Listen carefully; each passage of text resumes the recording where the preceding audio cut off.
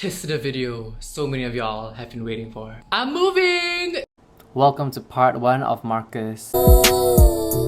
So my mom decided to give our furniture away 3 to 4 months before we move. So we're basically living like this. You know, the dining table where I have all my cakes at, she's gone. Replaced with this small cafe looking table situation.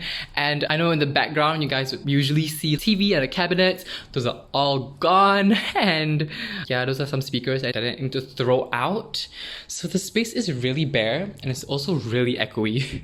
And like here where I usually take all my OOTDs, the dresser is gone as well. Alright, so like updates about what is happening with the move right now. Basically the house has already been purchased. We're waiting for the owners to move out, scoot over. It's time for the new owners. Currently looking for interior designers and I've basically contacted 7 of them. This is a competition, okay? This is like who is gonna be my next top interior designer. 2 of them have been eliminated. 5 interior designers remain. Who's going to be my interior designer? Stay tuned to this video to find out. So one of them, they didn't even reply to me. I contacted them and they were like, okay, cool, we'll send someone to contact you to meet on Monday. Fast forward, it was Monday and no one has contacted me. So in the morning, I was like, hi, no one has contacted me yet. Can I just check if I'm still meeting someone on Monday? And then they were like, oh yeah, so sorry about that. We'll get someone to contact you. Girl, it is Tuesday and I did not meet an interior designer.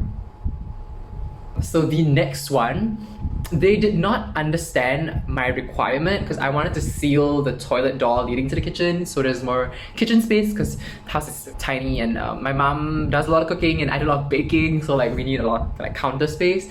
So how much is it going to cost to like seal the door? And they were like, oh, a door costs $380. And I was like no, I don't want to buy a door. I want to get rid of the door, put a false wall or something. So they didn't understand, so peace out. Well, this is editing Marcus to kind of make my thoughts more coherent because I don't know what I'm blabbering on about and it is a pain to edit my incoherent thoughts. They're just like all over the place. Anyway, I just want to let you guys know that some of the interior designers that I've contacted, I've actually even did a Zoom call with one of them to tell them the entire vibe and I saw them making markings on the floor plan. I just didn't hear from them. It's kind of rude of interior designers to not even reply to you or give you a follow-up after you've done a consultation with them. I literally had an interior designer from a bigger company that I contacted. We were on the phone, I told them everything I wanted for the house and they only gave me a quote 1 month later. My renovation had already started, so I was just like, yeah, so interior designers are gonna be a bit frustrating to get a hold of in the beginning. These are some tips of what you should have beforehand when you contact interior designers, as well as how to choose the best interior designer for you. Don't ask me which interior designer I went with in the end because I'm very upset with them and I will not recommend them. I don't want to like soil their name on the internet as well. So don't ask me in the comments which interior designer I went with, okay? Before you approach the interior designers, make sure you have a floor plan of your house. If you don't know how to get the floor plan, maybe ask the previous owners if it's a resale. I think usually BTOs, they do have the floor plan, or you can go to the HDB website. I will link the site for my floor plan below. Certain HDB houses, they have like types, like 2-room type A, 3-room type B, that kind of situation. So the floor plan is already there, but for the specific measurements, it's always best to go and measure it at your house because the measurements may vary from house to house. So have your floor plan ready because the interior designers will ask for that. The second thing is you need to have a clear idea of what you want. You can't go to the interior designer with no idea of how you want your house to look like. So some basic things that you should have an idea about is the cupboards and the carpentry you want. What do you want built in? Kitchen cabinets? Do you want a built-in wardrobe? Do you want a built-in TV console? All those things you have to consider to let them plan. And so when you get a quotation, the things that you want are already inside it and you won't be asking for extra things. So certain things you can buy outside and certain things you can do custom. So it all depends on the individual. So have an idea about that. Also have an idea about any additional things you want to do. Like for example, in the toilet, do you want to do the ledge thing where the shower area is? Do you want like glass doors? Do you want to close up any doors? So make sure you put that inside your quotation. And the next tip is to contact a few interior designers. This is to make sure that you're gonna get a bunch of different quotations and so you can kind of choose the best value for money. And my last tip is don't just go for the cheapest quotation you get. It's also important to choose an interior designer you vibe with. And I know it sounds really weird or cliche, like vibing with the interior designer for what? Because when you have a bunch of ideas, you need to be comfortable enough to text your interior designer, hey, do you think this would look good? Or do they have the same artistic vision as you do? Make sure when you talk to the interior designer, they're open to your ideas and suggestions and they build on it. So these are just the initial things to get your quotation. So in your quotation, what you're gonna see are things like how much for the carpentry works, how much for miscellaneous works, and all that. So when you look at the quotation, maybe if you think certain things are too expensive, you can always remove it. And if you think that it's still within your budget and you want to do more custom carpentry, you can. Just like a rough gauge, like a custom wardrobe, 10 feet, that's about 3 meters. It's like about 2.9k on average, and to do your whole kitchen, that would cost about 5k. And you can also choose to do your kitchen and toilet with IKEA. Just throwing some suggestions out there. I just woke up, so my face is oily and round. So this is our process. We're like going through some like home decor videos and images.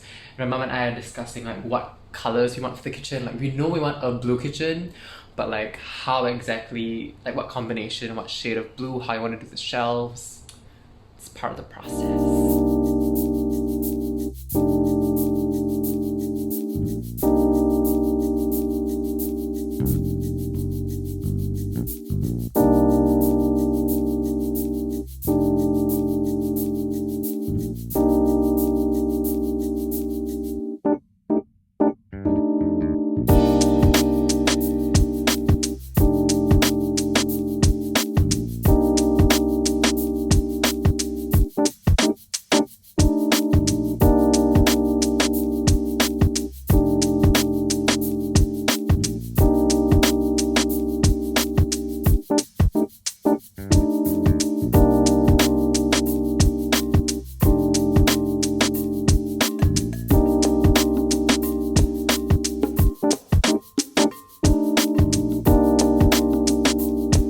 Hello, a little update about what's happening at the house. So we finally got our keys and we went to the place to do some measurements. The bedroom was way smaller than what was in the floor plan that was sent over. Actually, last night I spent a good 2 hours trying to figure out a good combination for the bedroom. So let me show you guys. So I literally drew out the bedroom according to scale.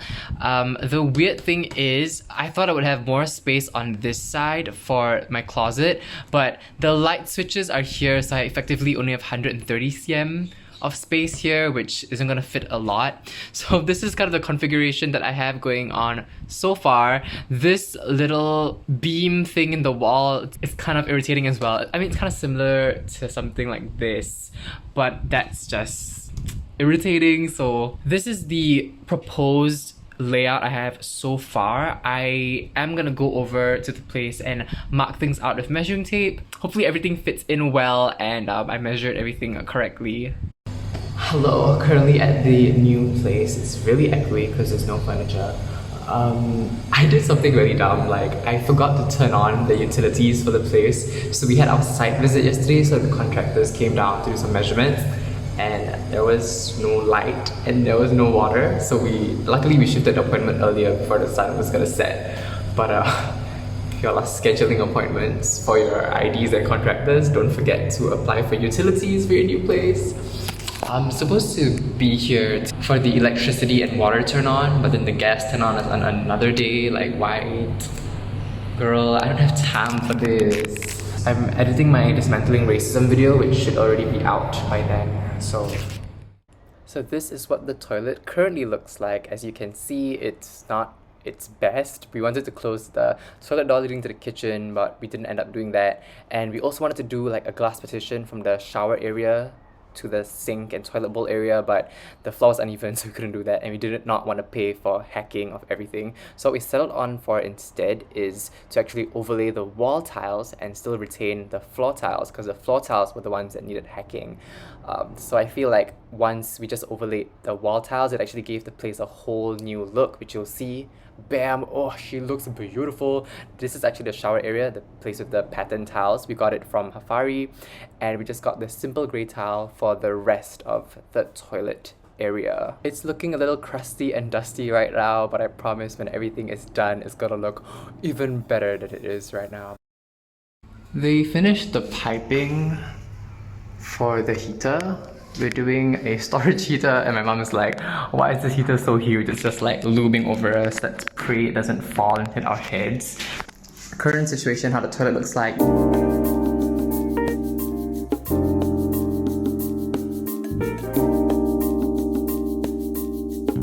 We are still waiting on the vanity mirror, which I ordered through sea shipping, so I don't know when it's coming. I just hope it arrives soon so they can install it, because I have no skills with the drill and a screw whatsoever.